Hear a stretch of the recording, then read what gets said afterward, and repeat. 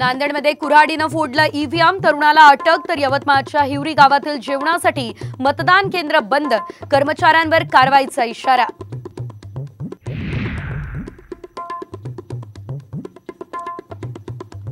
संध्याकाळी 5 वाजेपर्यंत राज्यात 53.51% मतदान. देशातील सर्वात कमी मतदान महाराष्ट्रात.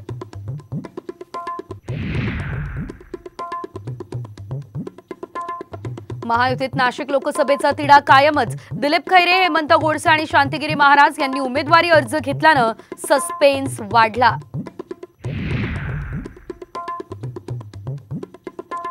वर्षा गायकवाड यांना दिल्लीला पाठवणार, देशात हुकुमशाही येऊ देणार नाही, उद्धव ठाकरे यांचं विधान. तर वैशाली दरेकर आणि दिना पाटील यांनी घेतला एबी फॉर्म.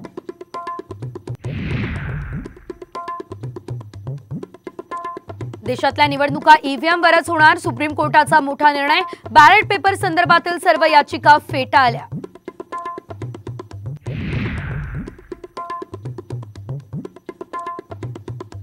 आषाढी वारीचं वेळापत्रक ठरलं. 28 जूनला तुकोबांच्या पालखीचं प्रस्थान, तर 29 जूनला माऊलींची पालखी पंढरपूरकडे मार्गस्थ होणार.